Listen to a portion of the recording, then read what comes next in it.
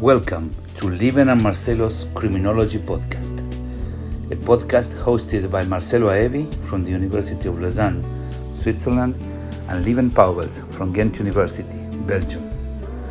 We aim to draw a map of the state of criminology across Europe through the words of contemporary criminologists. How is criminology defined and taught? Which are the main lines of research? Which are the main schools of thought in each country? These and many other questions are answered here by fellow researchers who share their vision on the development of criminology in their countries from its beginnings to the second decade of the 21st century. If you want to know and compare their stories, stay tuned.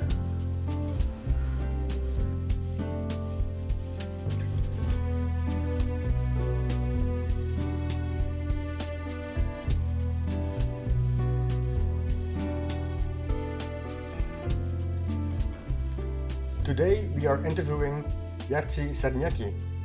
Jerzy Sarnecki is Professor of Criminology at Stockholm University's Department of Criminology, and he is a regular commentator in the Swedish media on the subject of crime. Professor Sarnecki came to Sweden in 1968, where he earned a PhD in sociology at Stockholm University. His research interests are, among others, delinquent networks, youth co-offending, and network analysis, life course criminology. He has previously also worked for the Swedish National Council of Crime Prevention. This interview was conducted on the 10th of June 2022.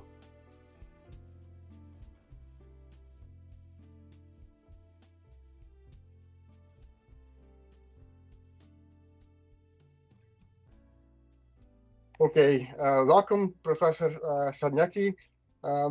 Today we are interviewing you, and before we start, just some general sentences on the goal of the project. So we want to retrace the history of criminology in each European country as a way to collect a collective memory, because countries are so different in terms of their history of criminological thought, the numbers of schools, the breadth, and so on.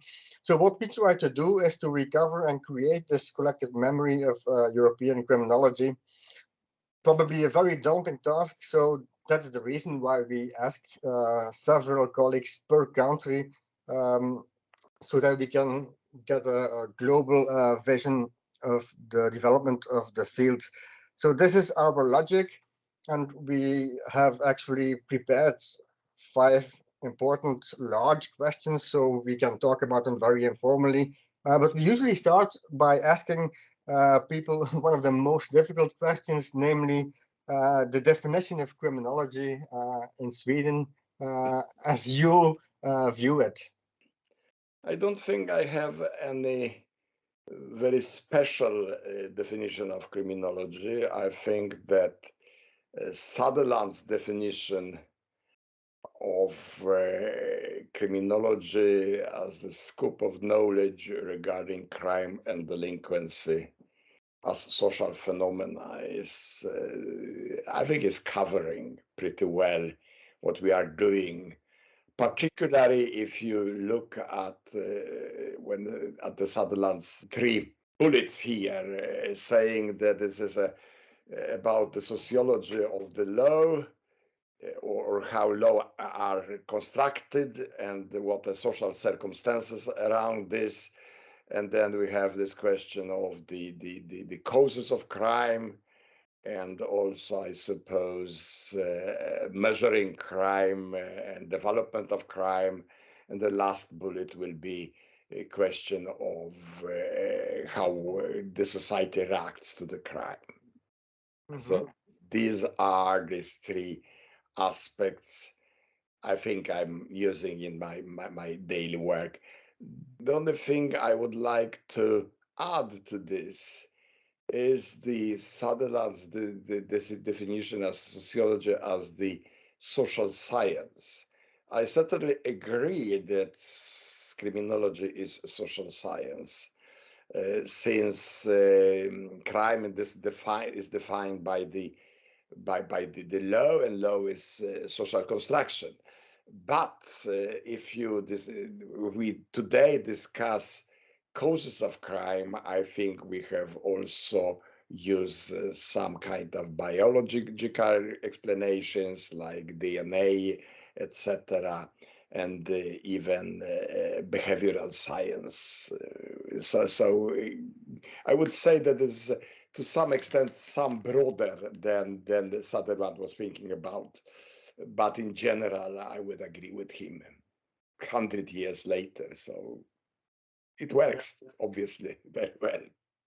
It works indeed. I mean, I'm also using this definition in my course as a starting point. Yeah. Classics always do well. The institutionalization of criminology in Sweden, I know it goes back a long time. There were criminologists, or at least there was criminological research in the 19th century and in the beginning of the 20th century, if I'm not mistaken. But that doesn't mean that it was already institutionalized. So no, it's, I mean, if you look at the history of criminology in Sweden, you can say that we had Professor Kinberg, who was a kind of Lombrosian, more or less, maybe some light Lombrosian, who was teaching at the Stockholm University, before and after the Second World War. okay. In the 60s, Stockholm University started courses in criminology and appointed Professor Knut Sveri, who was the lawyer from the beginning, but specialized in criminology, to the professor of criminology. It was the first professorship or first chair in criminology in the country. At the same time, it was quite a lot of criminological research done in sociology, in psychology, mostly in these two subjects. But in 70s, it was a kind of beginning of the Institute for Criminology at Stockholm University, and it was established as the part of sociology to start with, which is pretty unusual because normally you have a criminology as the part of the law, but in Sweden was from the beginning more related to social sciences. And in 80s, the independent, as I said, independent Institute of Criminology was established with courses in criminology. Professor Sveri was retired in 1993, and I was appointed after him to this chair. And this chair was a chair which was called chair in general criminology. We still don't really know what's the difference between criminology and general criminology. But the idea was it should cover all different kind of area. And then during after 1993, we had the kind of pretty rapid, I would say, development of criminology. We had more and more courses, more and more doctoral students, and very soon different other universities in the country started with courses in criminology. But after a while, few of them got a department of criminology, got rights to examine the doctors in criminology. It was pretty quick development. I was trying to count some time ago, and I think we have criminology today at 12, 15 places in the country in different kind of universities. With but it's many. I mean, it's 10 million people country, so it's huge amount. Pretty. I mean, with different kind of profiles, I would say. For instance, since the police education was moved to 4 different universities in Sweden, we have a development of criminology related to the police education. We have in Örebro, for instance, which is the middle-sized city in Sweden we have criminology more related to the psychology. I would say even in Sundsvall and other middle-sized cities, also more psychologically related. Then we have, well, more maybe low related criminology at some places, etc., etc. So there is a quite a diversified subject, but pretty many people are working with it, and it's extremely popular. After my retirement, I'm working part-time at one of these universities in Gävle, which is again middle-sized city or town around 200 kilometers north of Stockholm. The criminology is enormous popular. So we have most applicants for this subject of all applicants in the country, or one of the most popular education. So it's extremely hard to get in. You have a numerus clausus. Yes, definitely. What happened is that every place where criminology is taught have a pre-decided number of students, and you accept only as many students as they are the limits are saying, which means that there is a competition between students related to the results from the secondary schools, and also partly other merits. So, for instance, this Gävle department or is just allowing around 60 students a year to be admitted, and they more or less must be the elite of young people in this country, more or less. Even other criminology departments are very popular, even if this in Gävle for some reasons, or for obvious reasons, because we have more kind of applied approach, is most popular at the moment. Sorry, and why do you think this popularity comes from? Because I know that today there are some issues with gangs in Sweden. We can discuss about this later, but traditionally it's been a very pacific country with no major outbreaks of crime. Oh, you are absolutely right. Swedish level of crime is, well, pretty average European, I would say. We have, as you said, at the moment, problems with gangs or gang deadly violence among gang members. Otherwise, it's nothing special about it. Well, I mean, law and order questions are popular in the society.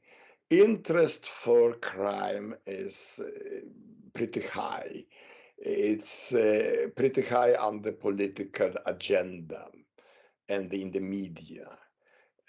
I would guess, even if it's I can't prove it, that the popularity of Swedish detective stories, or crime novels, or Scandinavian crime novels in general, is also part of this interest. So there are many different reasons. Do we need as many criminologists as we are producing?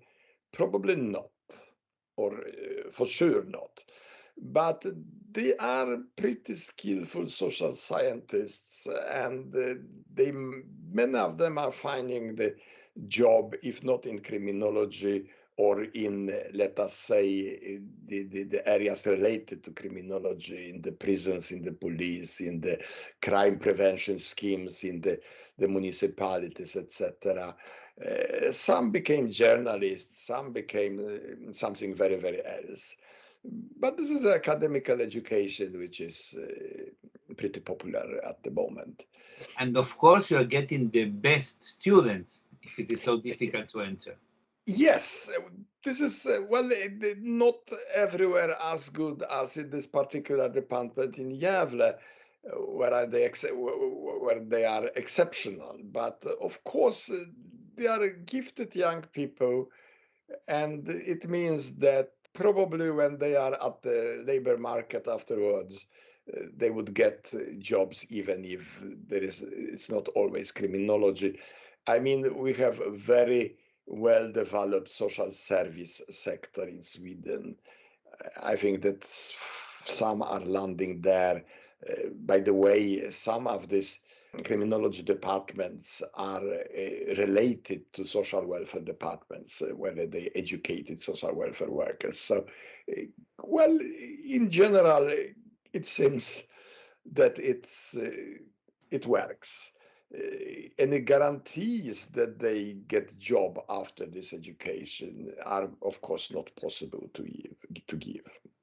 And these 60 people, this is master level or bachelor level? No, it's bachelor level. The most of these criminology courses we are having in Sweden are at the bachelor level. Some of them developed from bachelor level to master level and then to doctoral level. I mean, what happened in Stockholm when I started there, we had all three levels, but it was the only place in the country. Now we have also the both bachelor, master, and doctoral level at several places. This University of Gävle I'm talking about is in the stage of developing master level, and then we are planning also to start a doctoral level. I mean, universities are to some extent market, and if people are asking for this kind of education, then many universities are keen to provide it. It seems like the way the situation is in Sweden is a bit comparable to the situation in Belgium, where you have also a very huge number of criminologists working in different sectors, while in the Netherlands they only, or at least maybe 95%, work in the domain of research, while in Belgium this is basically the exception. People go to the police or the social services or other sectors. What counts now is that you have your diploma, you have a master diploma, and then the relationship between what you study or what you have studied and the profession you do is kind of like disappearing. But what I found very interesting, and that's maybe typical of Sweden, the social welfare state, that you also have in Malmö, for example, criminology at the Faculty of Social Health. This is very exceptional because in Belgium and in most European countries, it's related to criminal law. Yes, Swedish criminology is, I would say, much more sociological, which is public health, social welfare, this kind of subjects are. Then it's to some extent. I mean, this is question. You have some kind of need, or maybe the demand of criminology, and the question is where to put it, and they put it where there is a kind of space and possibilities to kind of glue it together. So I would say, because even in Gävle, when I'm working, as I said, among one of the places I'm working at, this is to some extent related to public health, even if this relation is well more formal than factual, I would say. I have one question about what you said before. You mentioned general criminology, and when I look at the texts from the 60s, 70s, I also found the denomination general victimology, and it was taken as granted that there was an. Now looking at that 50 years later, it's not so easy to understand why there was this denomination. Do you have any idea? Well, the development of victimology, I would say, is a kind of a result of the political changes and political demand. So what happened was that the movement supporting the victims of crime grows stronger.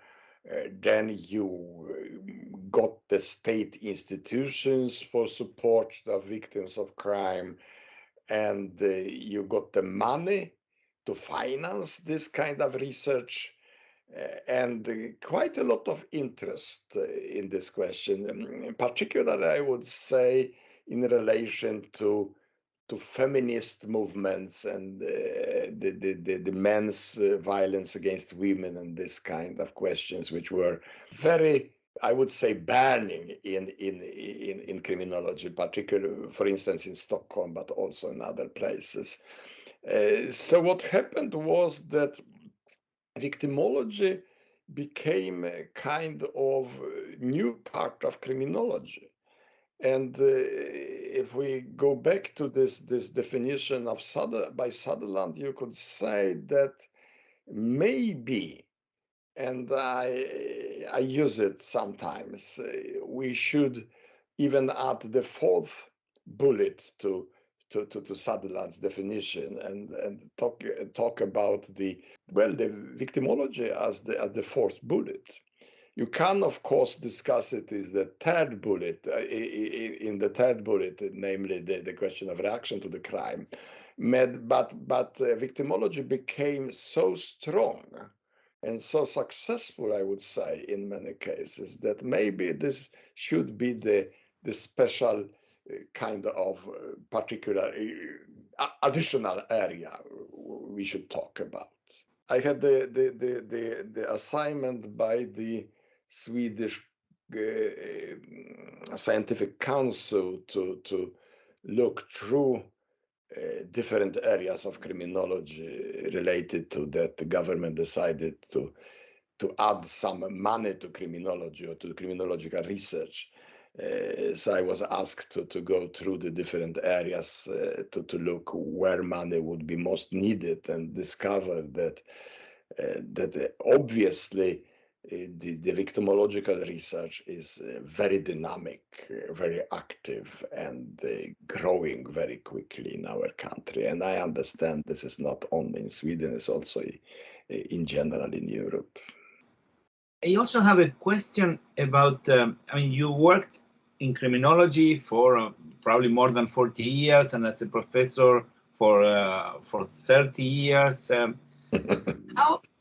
How did the field change? I don't want to induce any answer, so I would say in general, how the study of crime or how crime changed throughout your life. Well, this is a not easy question to ask. I mean, to start with, the relation between the criminology as the science and the political arena, I would say, anyhow, in Sweden, that criminology or criminal policy is much more politicized nowadays.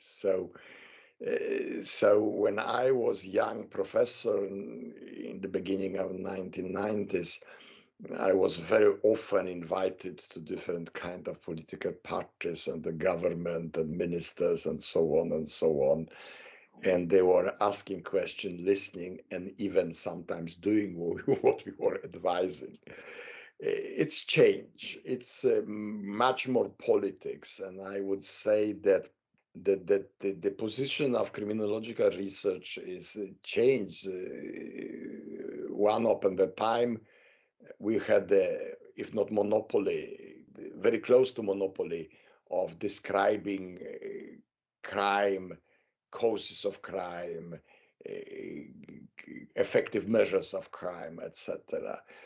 Now politicians are much more keen to make these descriptions.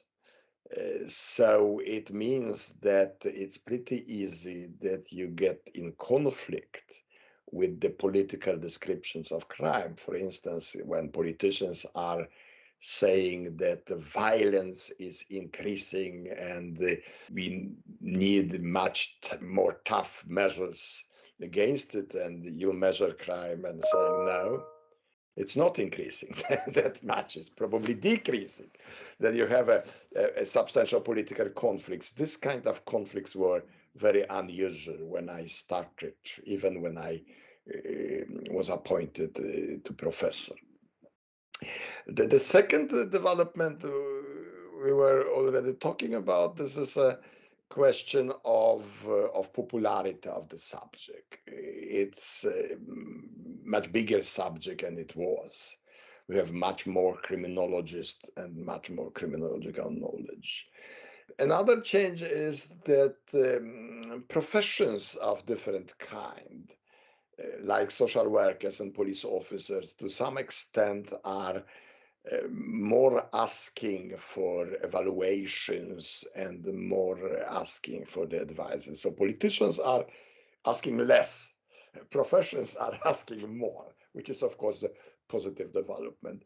Then additional thing which happened, which we were also already talking about, this is the development of victimology. When I was young researcher, we did not talk that much about victims of crime. We were looking, well, the main questions was description of crime and causes of crime. Also, to some extent, more and more efficiency of the measures. But victimology is more and more dominating in the area. So they are probably the changes you can see. This is a kind of paradoxical development, because in the one side, criminology is growing much stronger and more influential. On the other side, politicians are listening less and less. And okay, this is changes in criminology. And if we talk about crime, how crime has changed during your lifetime? Well, I mean, the question is, to some extent, I would say, what is the change in the crime and what is the change in the perception of crime? Let me give you one example. I was for well, more or less all my time as the researcher responsible for the big longitudinal study of crime called Stockholm Life Course Project. And when data for this project was gathered, Was that Project Metropolit? No, it's not the same.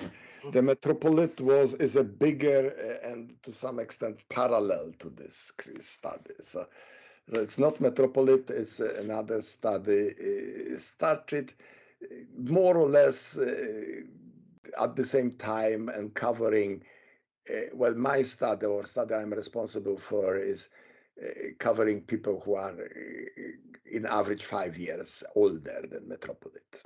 Okay. Why I'm mentioning this is that when the data for the study was gathered, to start with, there were only boys who are investigated. It's totally impossible today. The second thing was that the interest was related or focused at the property crime. As stealing was the case. I mean, interest for the violence war. I mean, what they say openly is that boys are fighting. It's nothing strange about it, and this is nothing to study. It's pretty different today. So we have this development of perception of crime, where different kinds of crime are kind of important. Stealing or property crime are less important. Violence is much more important. And if you look at the statistical development, you see decrease of number of thefts and increase of number of violent crimes. So this is a kind of change both in perception and probably in real crime, even if it's not always easy to divide these two. So this is one question. The second question is a question of organized crime. We had organized crime also, of course, in 1970s, but we did not talk that much about it. And the third development, which is to some extent special for Sweden, this is development of gangs. Maybe I would say, again, according to my research, which is, well, one part was related to the longitudinal life course studies, another part was related to network analysis. This is one of my specialties. To some extent, I could say that I was the father of the criminological network analysis. And according to this kind of research, we maybe shouldn't talk about gangs. We should talk about violent networks.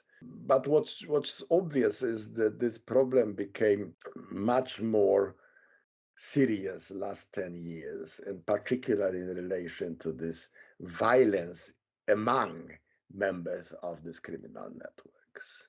I think this is the main changes, both in shape of or well the structure of crime, but also very much in perception of crime. I think it's extremely interesting. I mean, this sentence, "boys fight," this should be the title, I think, of this interview, because it's how it was, how it used to be perceived. Yes. Boys fight. We have seen also this among police officers, for example. The old generation understand that well, people insult us when we're outside. This is part of our job. It goes with the salary, if you want. But the new generation, they insulted us. We should denounce this. And do you think, the last question about these changes, do you think that these changes, you can see them also in the composition of the prison population? We know that this is a sample of all criminals, but the people who were in prison, I have the impression when I read in the literature from the 70s, it was people who are in prison are mainly thieves, let's say, people who committed property crimes. Is this still the same really nowadays? I would certainly agree with you. I mean, we have a, I think development could be described like from thieves to drug addicts to violence, to people with the substantial, the organized criminals are not very often in prisons, but I would argue that organized crime is growing, and it's becoming more and more problematic, but apprehension of this kind of people is so low that we can't see them in prison anyhow, not yet. Okay, you also mentioned this, the fact that criminal policy has changed during this time, and you mentioned that the Swedish Council asked you to study some things. Is there really a relationship between research in criminology and the criminal policies that are applied? Is there some connection? Well, of course it is. I mean, related to different factors. One is, of course, that we are social scientists and we should research in questions which are relevant for the society. It's not easy, you see. I mean, for instance, this very infected question of relation between immigration and crime is a question which many scientists are avoiding because this is so politically, well, it's a political dynamite, sort of. But of course, the political debate is affecting the criminology. We talk already about the victimology, which is obvious effect of the political debate. We can also, I mentioned now the question of foreigners or immigration and crime. Violence is very hot political issue, and it's very much related. I mean, it's more and more also in science. I mean, this kind of priorities are not always that extremely logic as they look like. Let me mention, for instance, that we have around 45 up to 50 maybe young people killed in this kind of criminal network violence in Sweden. At the same time, we have around 900 people who are dying because of overdoses.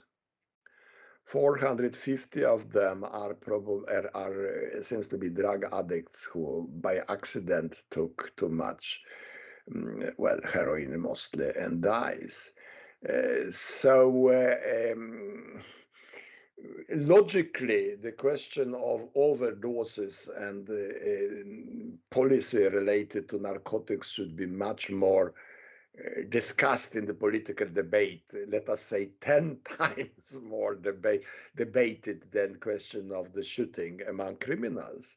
But there is no on the political agenda totally, which means that even if research should be related to political debate or political discourse, research should be also related to what really happens in the country, even things which are not very well popular in political debate. Yeah, but this is an extremely interesting point of view, drugs, because here we can compare Sweden and Switzerland. So you mentioned Switzerland is 8 million people, Sweden is 10 million people. Yeah. In the 1990s, we had, as many European countries, a lot of heroin addicts. And we had in 1994, 400 overdoses known. Okay, there's always the question how this is measured. In Sweden, it would be with 20% more, let's say something like 500. And then we introduced the heroin prescription programs. So it is a very well-organized system, which is not heroin distribution, it's prescription by a doctor with support from psychologists. And I remember one of the countries that was really opposed to that, because that is how I started my career. My PhD was about that, was Sweden, because you have a very tough policy. Let's say, if I may use the term, very Puritan policy. So drugs are bad, and now we have divided by 3 the number of overdoses. So it's very low. And if you look at the other country that was always criticizing us, which was the United States, I remember when we were giving conferences in the US, there was always someone from the DEA saying, you're sending the wrong message. They have an explosion of opioid consumption. And the figure that you mentioned, 900, is the double, taking into consideration also the 2 million different population, the double than what we had in the 1990s. So do you think that the drug policy of Sweden is being effective? I must start with telling you the story about all this. I'm co-chair of the jury for Stockholm Prize in Criminology together with Professor Lawrence Sherman, Cambridge. 3 years ago, or 4, we give the Stockholm Prize in Criminology to Ruth Dreyfus, the one person behind this policy you are talking about. So we decided, the international jury decided to give her a prize as the practitioner, as the person who implemented the results of the scientific research in very successful way. This is a very nice ceremony we are having every year in June. The next week, by the way, will be the next one, and which is reminding to some extent to the Nobel Prize. We are not giving that much money as Nobel gives. We are giving only million Swedish crowns. Nobel gives 10 millions, but this is a very, very nice settings. When we give prize to Ruth Dreyfus, the Swedish Minister of Justice refused to participate in ceremony. Wow. I didn't know that. That's really dynamite. Well, this is a very funny story. Because of this very, very puritanistic, as you say, approach to the question of drugs. So as you understand, I'm not in the particular agreement with the government's way of treating this. And particularly, I'm very strongly against the criminalization of possession of drugs we have, and usage of drugs. I mean, possession is maybe okay, depending how much you have, but even usage of drugs. So we have this system that we control the urine for people who are suspected of using the drugs, and this is punishable to punish to have drugs in urine. The government and even the opposition, most of opposition anyhow, are against even investigations of effects of this very puritanistic policy against drugs. In that case, Sweden is much behind many other countries, not only Swiss, but also, for instance, Norway. You know, I was just thinking, is there a relationship between the drug policy and the history of the alcohol policy, social protection of people against products that are harmful? Because if you look at the 19th century, there were many countries, and Sweden was one of them, I think, Belgium as well, that was very punitive, and in their social policy, they tried to protect the working class who was suspected to be strongly influenced by alcoholism. So I think you are absolutely right, and this is a complicated story. You know, Sweden had restrictions, very many restrictions related to alcohol usage. Once upon the time, we had partial prohibition, even if in opposition to the United States, we never did this stupid thing to forbid alcohol totally, which was catastrophic, as you know, for United States and development of gangs and mafia, etc. So what Sweden did was the 18th and 18th and 19th was to put pretty severe restrictions on alcohol. There is quite substantial scientific support that it was extremely successful. okay, so the Systembolaget, for example. Yeah, for instance, monopolization of selling of alcohol, which we still have, but also the so-called motboken, which was the special amount of alcohol every grown-up citizen was able to buy every year. Less for women, more for men, which was abolished in the 50s. But still, if you look at the statistic of violence, if you look at the statistic of mortal violence, etc., in Sweden, and compare to these restrictions, which were not only of that kind we are talking about, but also the very intensive propaganda against alcohol, very much engagement of the whole society, churches, NGOs, you name it.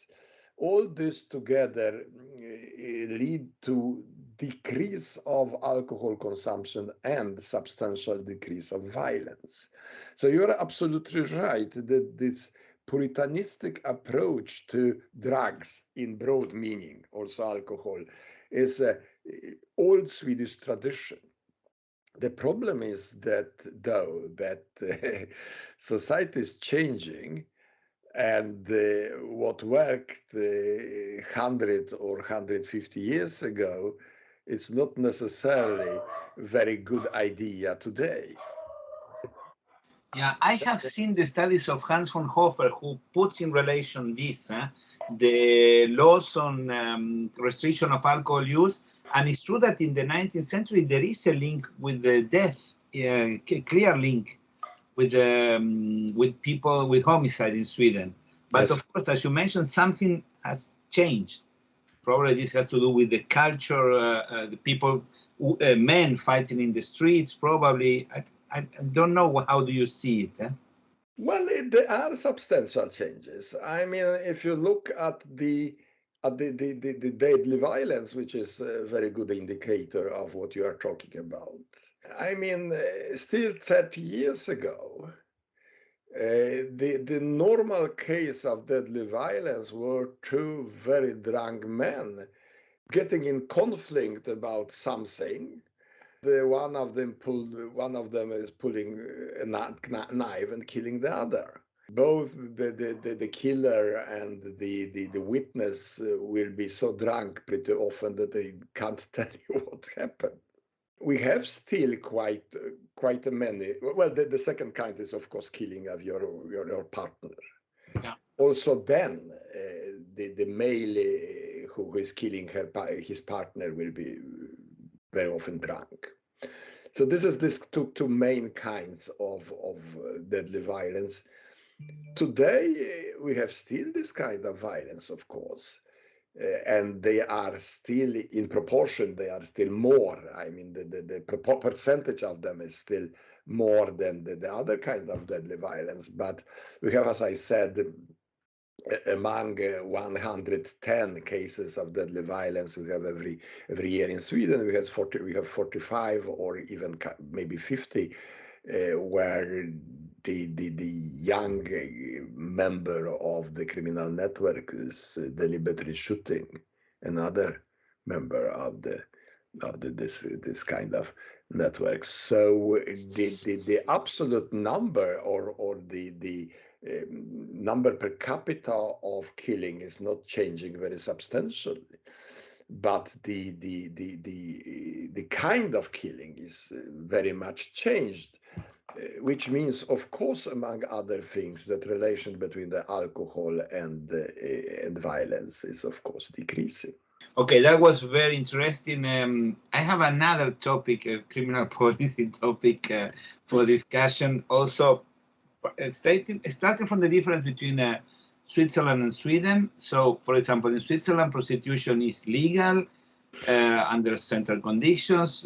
Sexual workers pay taxes to the state, and one member of my team, Lorena Molnar, has been working on that, and we've been publishing also together a couple of articles. So it works well. In Sweden, you have the opposite, and especially you penalize the persons who consume prostitution, which are basically 90% men. Now there is a debate in Spain these days, just these days, about introducing a law which is based roughly on the Swedish law. And so there is a discussion about, they made this comparison today that I liked. You know the history of the King Midas. King Midas, everything he touched became gold. So he wanted gold, now you have it. And one of the critiques of this law is that now everybody and everything that is related to a sexual worker is going to be punished. So everything they touch, with this metaphor, is not gold, but it becomes illegal. If you rent an apartment, then you can be perhaps an accomplice. So I don't know how is it. I hear this debate. I see that in Switzerland, legal prostitution works without major problems. What do you think about this? How is it working in Sweden? And would you recommend another country to adopt that policy? Okay, let me start with saying that, of course, this kind of legislation in Sweden is also must be related to this Swedish Puritanism you were talking about.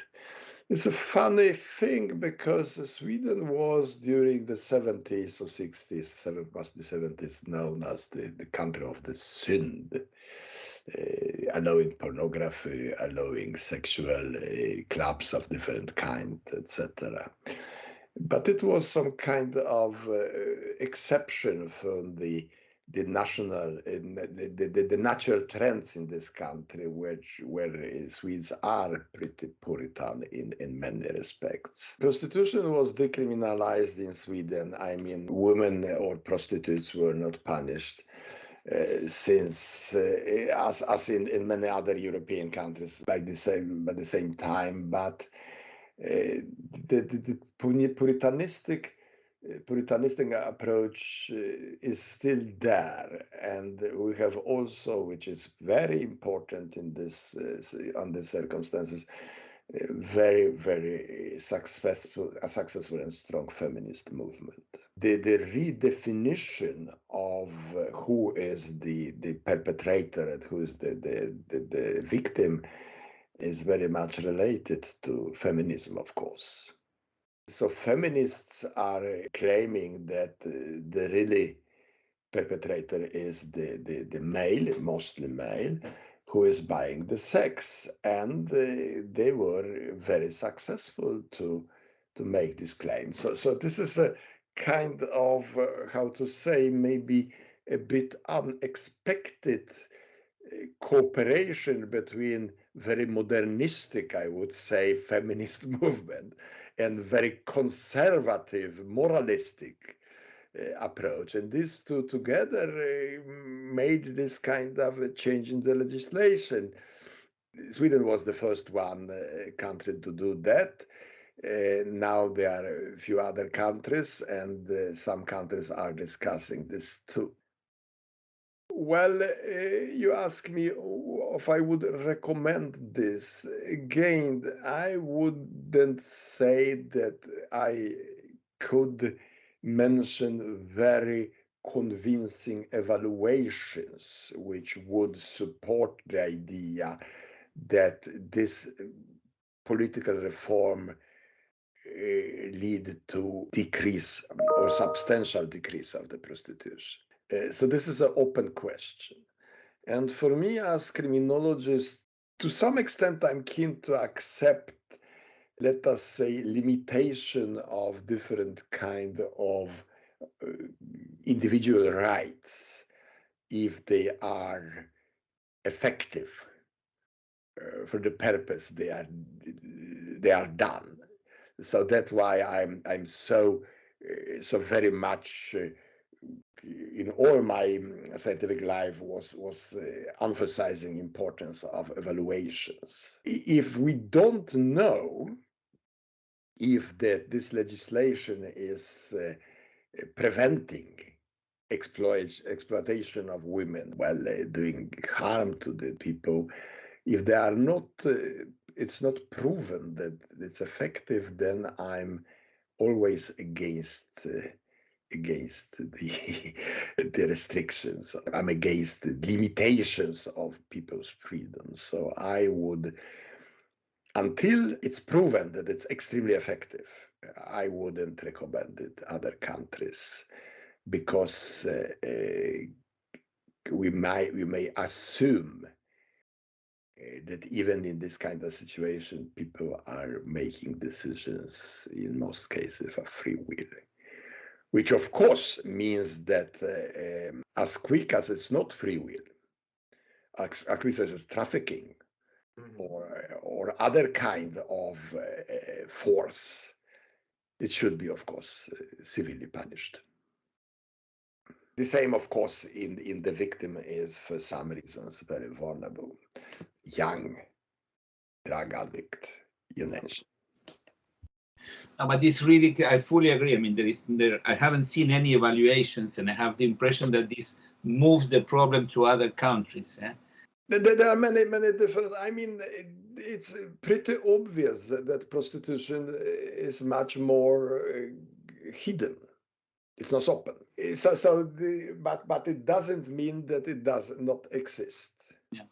Exactly. I mean, it didn't disappear. And of course, if there is no legal protection, then the risk of abuse is higher, I think. So I remember when in the 1990s, tobacco was very expensive in the Nordic countries, very expensive. And then you had these cruises that would go out, these ships that would go out 3 miles to the open sea. And there you could consume alcohol. It was a duty free. So in the end, nowadays, there is almost no difference between the price of tobacco and even alcohol has changed a lot. So it's not so expensive as the difference. I remember it, the difference in 1992, it was 2.5 Swiss francs. Yeah, okay, let's say 2.5 euro.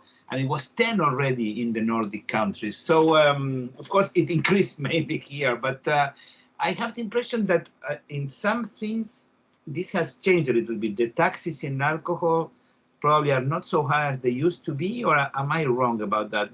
I see some signs that perhaps this will change. I don't think in the other topics that we discussed. But well, there are some liberalizations in relation to particularly to the alcohol, related to the Sweden's membership in the EU. European standards must be followed to some extent, which means that we have some exceptions, of course, and so on. But for instance, people are allowed to bring with them much more alcohol to the country from abroad, which means that it's more liberal system in relation to alcohol. Tobacco, well, it's the same here. On the other side, this is always very complicated to evaluate. We have extreme drop of the usage of tobacco in Sweden and enormous improvement of health related to it. In relation to the alcohol, Swedes became more European, you could say, in the pattern of using alcohol, which means that the total drinking didn't decrease. It's not increasing very much, but there is a pretty much of stabilization. Pattern of drinking changed very much, which means that instead for drinking extremely heavily Fridays and Saturdays and killing your friends, you take one whiskey after a job, and you drink wine instead for vodka, brandy, and it means that it's reducing violence, but not necessarily reducing the number of people with liver cirrhosis. Yeah, perfectly nice explanation. Yeah, thank you very much. These were very interesting issues.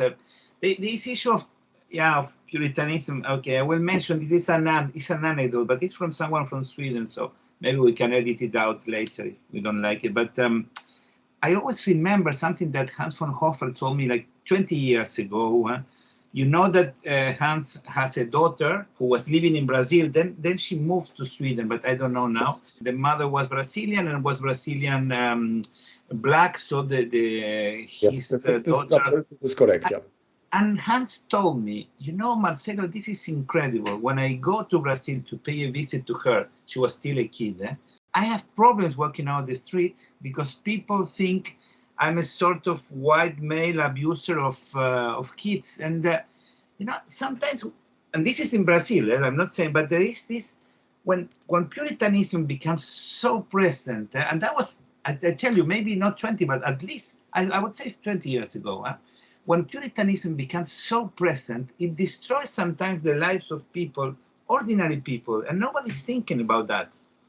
So for me, it's a little bit, I've been thinking a lot about these consequences for ordinary people.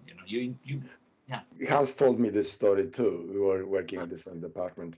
To start with, I mean, white males going to different kind of countries, inclusive Brazil, and using young girls and boys, by the way, is still very, very common. I mean, we have it not also, people are not coming only from Sweden, but for instance, pretty many from Germany, probably Benelux countries too, I don't know, but I would guess so. Yeah. But this is also the kind of perception Hans had about it. I mean, he was very conscious about this kind of problems. I would guess that many people in opposition to Hans were not aware that they were perceived that way.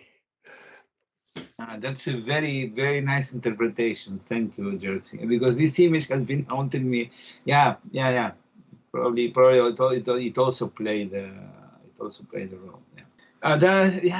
These were really interesting topics. I don't know where we are, because then I have another question, but maybe we should stick it. It goes a little bit beyond what about Sweden. I don't know what we are missing, Lieven, about. Go ahead, Marcelo, because the only topic which has not been discussed is the key challenges for the future. So we have talked a lot about criminology in Sweden, but Jerzy, you also have Polish origins, and how do you see the Polish criminology, and which has been your contact? Because I know your biography, but the audience probably not. So perhaps you could just simply say you came quite young to Sweden. Well, I was 21 when I came to Sweden. I was a student. I changed my own orientation for different reasons. I was studying at the technical universities in Warsaw, and I'm also educated in in technical subjects. And then when I came to Sweden, I changed orientation and started to study sociology. So I'm from the beginning sociologist, and by more or less accident, during my studies, I got a job at the Swedish Council for Crime Prevention, became the researcher there, became the head of investigation unit at Swedish National Council for Crime Prevention, and during this time, as I mentioned, the only chair in criminology in Sweden, this in Stockholm, was free for application. I was one of the applicants, and I was appointed during this time. It was a big deal. It was government who was appointing the professors. I was appointed by the government 1993 to this chair in general criminology. You're asking about Poland. Well, I spent more than 50 years in Sweden, so I would say that I'm more Swedish than Polish. But I speak still fluently Polish, and I have professional contacts with Polish colleagues, and visiting there from time to time. They like me, maybe it's changing now, because even Poland is becoming more and more Western. And one upon the time, I was kind of Western scientist speaking their own language. And during this time, not that many Polish academics spoke English. It was to some extent fun for them to hear things from the Western scientific environments in their own language. So I suppose, because you were doing technical studies, but the criminology in Poland during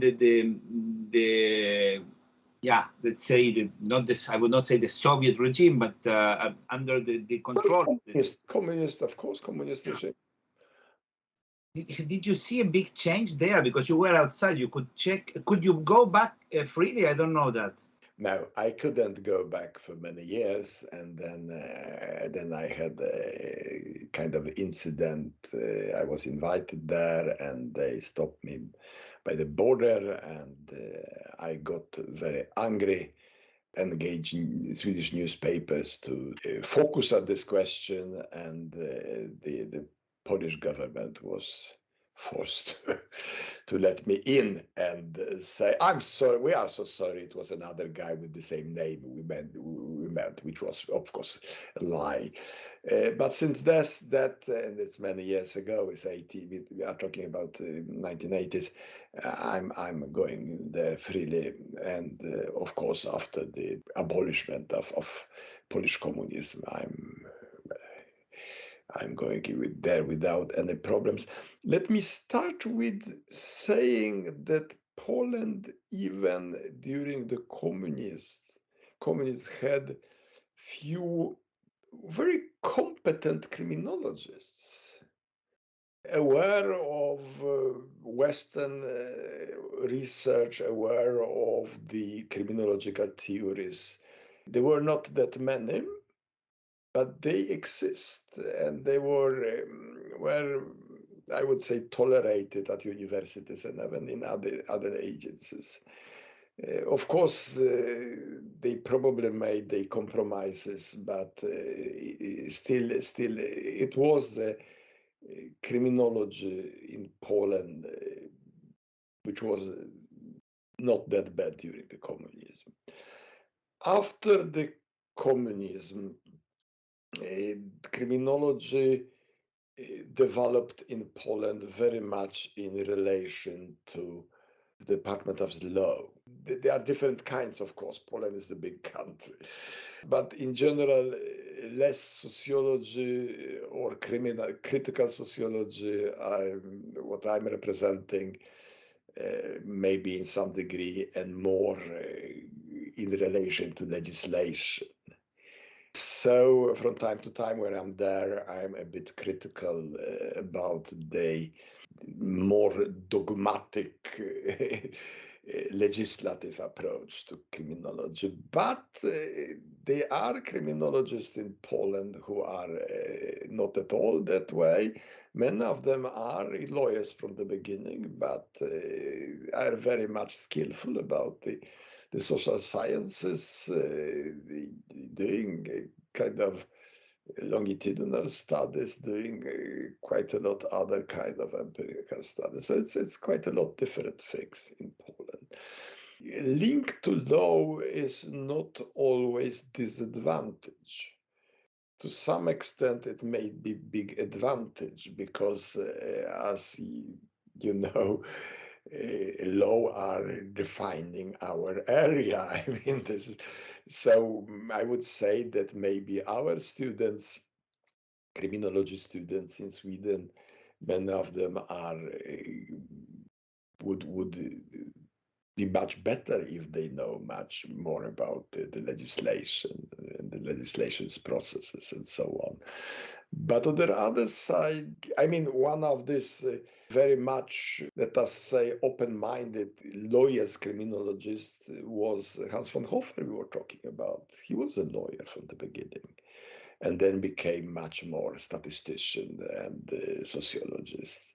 But sometimes if you are too much emphasizing the legislative doctrines, you may be less keen to see the critical aspects of the society. Then I have another question related to that. So in criminology, to find the right-wing criminologist, you really have to walk a lot to find. So my question is, you were probably, I think you were the only criminologist born and raised in the other side of the Iron Curtain, let's say, and teaching, becoming a professor in Western Europe. And how was it? Because you knew how, what they used to call the real socialism. Okay, we can discuss about that. So being a criminologist in the West, and because you also came in the time when neo-Marxism was still a little bit present, how did you live this dichotomy from the practice to the theory and the application? I wonder about that. Well, I don't know if my reflection on this would be scientific enough. I don't know. It doesn't matter. Let me say that I came to Sweden in 1969 as the refugee from the very, very nasty communist regime. It was, of course, shocking, more or less, I would say, to come to Sweden or to West in general, where all my student colleagues, particularly at the Department of Sociology, who were the communists, the only question was if they were Stalinists, Maoists, Trotskyists, or some other kind, or many other kinds. And when I was telling them that I came from the very oppressive regime, they were extremely surprised and said that I came to the very oppressive regime, namely Social Democratic Sweden, who were more or less fascists. So it was a great, I don't know if I would use the word fun, but it was a great experience anyhow. The one nice things about these times were that these people were pretty tolerant, particularly towards, maybe not towards each other. I mean, Trotskyists and Stalinists, of course, fight each other very much, but they were tolerant for kind of strange people who were very much different. And my knowledge on language, I wasn't very fluent in Swedish or in English, by the way, made that they were tolerating me. I think that this kind of experiences later on, when I was starting to be researcher, I think they had I could use them very much. I could be critical toward the society, but I suppose in very much less, how to say, orthodox way. I could see both the problems with the market and with the state-controlled economy and justice. Very much aware of all the lies the communists always were spreading around them, which is now when Putin is not communist, but I mean, we can just, I mean, this is a kind of illustration, I think, for the West that white is sometimes black and black is sometimes white, and it doesn't matter. Truth doesn't matter. Sort of this kind of knowledge or experience, I would say, I had when I came to West improved, I suppose, my ability to understand the new society. I was very much, for instance, interested in the bureaucratical systems. I published a book about the inner soul of bureaucracy once upon a time, which is not at all criminology, but the understanding of bureaucratical system, which I to some extent have from the East, was very useful when I was studying police, for instance. Police are extremely interesting kind of very, very rigid bureaucracies, which is probably very much restricting the efficiency in the police. And this kind of insights, I think I could utilize when I was studying the police structures. I'm, without being very much proud of my background, I would say that to some extent it made it easier for me to have a more critical scientific approach. I would never call me the critical criminologist or something like that, because I'm doing other kind of stuff. But I think that my critical approach to the different kind of phenomena in the society is partly related to my background. It's extremely interesting. And sometimes I am surprised, I grew up also during the dictatorship, although I was really a kid. I mean, it was from 10 to 17 years old, so I would not put myself as a victim here. But when you see how these things work, then it's much more difficult to believe some of the explanations they give you. For example, I'm a little bit worried about some of the position of the postmodernists, which are neo-Marxists when you really dig a little bit. And this idea, I mean, the extreme constructionism and the critique of the Western society, which of course has a lot of problems, I will not doubt it, but I am a little bit worried about how we are deconstructing, to use their words, and then giving the floor a little bit to very extreme movements from the hard right. I cannot understand sometimes how Western intellectuals, or let's say left Western intellectuals, are working, and even my way of thinking has changed a lot because of that. Because the people that I used to identify with, I can no longer do it when I see how the world is turning. What's happening in some European countries, which are becoming more authoritarian. How do you see the future there? Because these are war crimes. We're still inside criminology. Let me say that I'm as many other liberal people, because what you end when you are between communism and capitalism, you get liberal, more or less.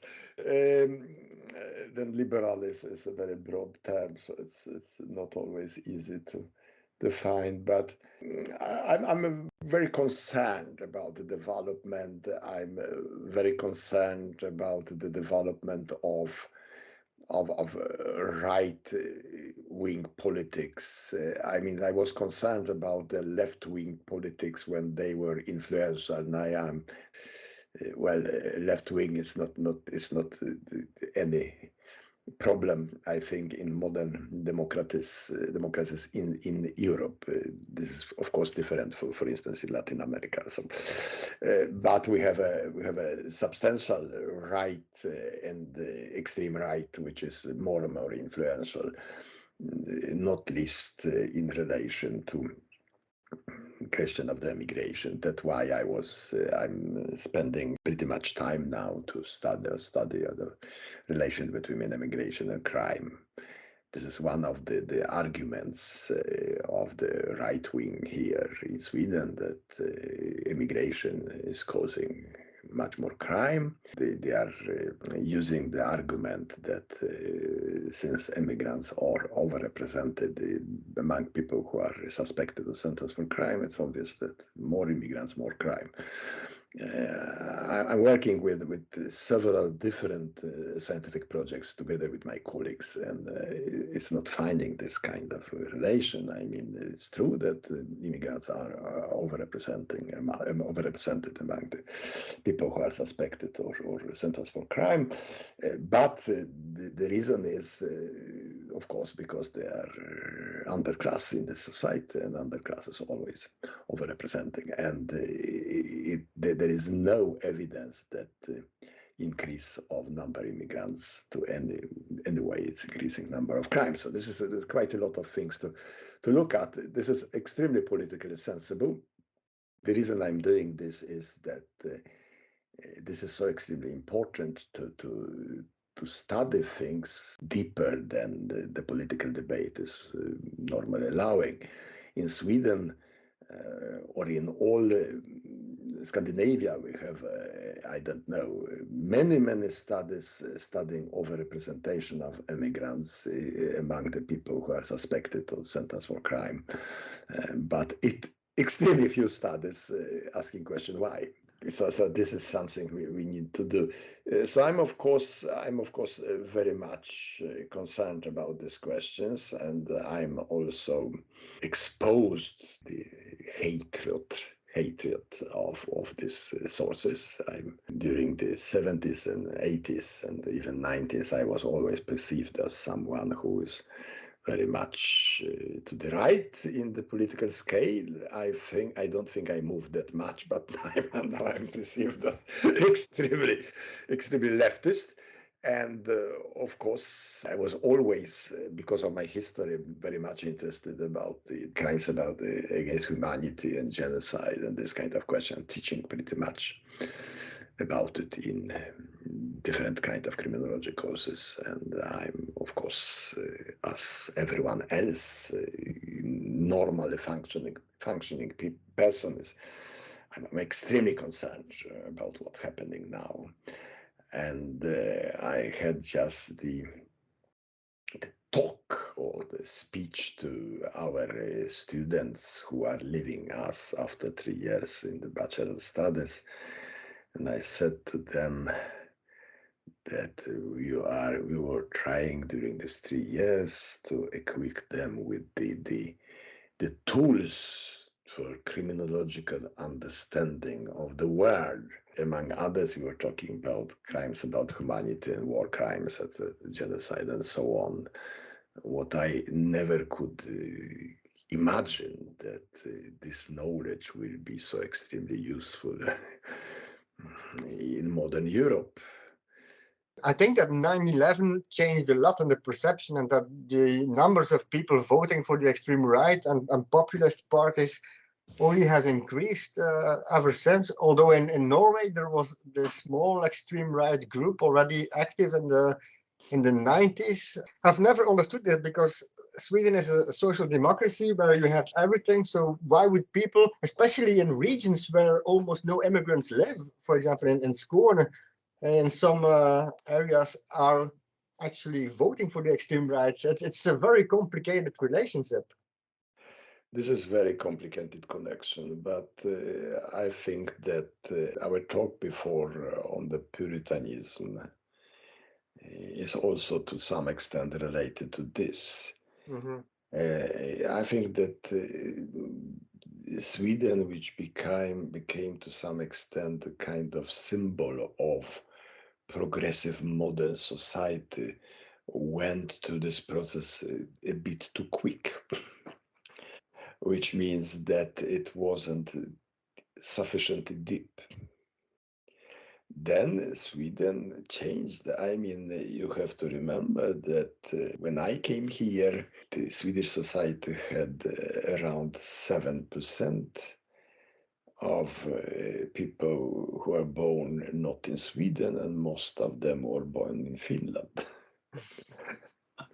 Today we have more than 20% born outside Sweden, and Finns are not that many anymore. And you have additional 10%, I would guess, who has born children to the immigrants. So it's very substantial change in very short time, and it's of course you can't expect that this kind of changes are just not causing any tensions at all. Of course, they are causing tensions, and particularly if the immigrants are systematically becoming the underclass in the society, or that the jobs or socially undeveloped suburbs are populated by immigrants. So there are real conflicts in the society which should be both mentioned and understood. And one of the problems, I think, with the Swedish society was that people or authorities or people with the power thought that this kind of problems were not occurring. They will not be fact in Sweden because Sweden is so modern and so liberal and so on, which show it wasn't true. On the other side, we will see, because these things are changing. I mean, this populist party we are having is not growing anymore. There are other problems like the war, the climate, and so which are not at the agenda. So maybe, as you know, political changes are continuous. I think the best time for these people is over. But we have also, which is also the subject of studies I'm doing together with a group of colleagues at the Institute for Future Studies in Stockholm, we have substantial extremist problems, particularly from the right, I would say. It's still perceived that the jihadists are the substantial threat. I would guess at the moment that the biggest threat is right extremism. Nowadays, of course, related to the people in the anti-vaccine movement and different kind of conspiratory theories which are more and more popular. This is a threat to the democracy, definitely. Yeah, I agree. These groups find each other, and the problem of the people returning from war areas like Syria are actually being used to create public fear, because that's not that many. Definitely so. We were talking about, well, Sweden took 163,000 refugees from Syria area, I mean Syria, Iraq, etc. It was expectation of the substantial growth of crime, particularly violent and sexual crime. There is nothing like that. Now we will see what happens to the people from the Ukraine, but I agree with you. This group of refugees, particularly because they are Muslims, who were used to create xenophobia, to create this picture of the total collapse of the society, etc., etc. Interesting thing is, of course, that all these things are related. I mean, it's not without reason that, for instance, people who are claiming about total collapse of the Swedish society and people who are claiming that vaccination against COVID-19 is the crime against humanity, the same people are today supporting Russian aggression at the Ukraine. So this is this is a kind of people who or agents for the particular interests trying to destabilize situation in the Western democracies. Exactly, and this link, we have someone studying these anti-vaccine movements, and the moment COVID, let's say, didn't disappear, of course, but became less important, the same networks that were exchanging messages about COVID started exchanging messages, let's say, pro-Russian, which somehow proved that there are bots somewhere sending these messages to these people and then multiplying the message. And complot theories, Umberto Eco already talked about that. They have been there throughout history all the time, but now they can be seen. I mean, maybe 10 years ago, someone who thought that the Earth was flat would hide this this way of thinking. You didn't want people to know that you were thinking like that. Maybe when you were alone, but now the number of people that follow these ideas increased, and you see it in the on the internet, because you can always find on the internet one crazy guy that thinks like you when you think something crazy. And so I'm really worried about that, because it's a new sort of crime, let's say. Yeah, I think you're absolutely right, and this is to some extent a big disappointment to our generation. Internet, which we once upon the time believe was the one of the most important democratical changes in our society, giving the possibility to expression to everyone, became some kind of anti-democratic tool for many. So this is a great disappointment, I would say. Okay, well, I really enjoyed this this interview, Jerzy, to tell you the truth. Yes. I really enjoyed the things we discussed, and we went over all the things in 2 different countries, and so I really enjoyed talking. I don't know, Lieven, if you still have questions, but it was really, I learned a lot. Intellectual pleasure. There is this Catalan philosopher who died, Jorge Wagensberg, and he has a book. It's called El Gozo Intelectual, so like the intellectual pleasure. And sometimes when we have these discussions, of course, I also like watching a football game, but it's a completely different kind of satisfaction you get from these intellectual exchanges. I really enjoy the way you show us your view of criminology in Sweden, and very, very nice issues that we did not discuss in other, there are a couple of questions like the role of victimology, for example, that I think we should incorporate in the discussions. Mm-hmm. Well, we discussed all major topics, the influence of criminology, the influence on policy, the research, teaching. So I guess we've learned really a lot, and I'd like to thank you for your time, because this was a very elaborate interview. I learned a lot also about other details of the Swedish society, which I know a bit, because I work together with Robert Svensson. Thanks a lot for your time. Well, it was a great pleasure to talk to you. Thank you very much for inviting me. And I hope we'll see you again. You are always welcome to Stockholm's Criminology Symposium, not that one because it starts Monday. We'll have next one next year. So it will be nice to meet you that way. Okay. Perfect, Jerzy. Thank you very, very much. Thank you. Bye-bye. At my side. Thank you.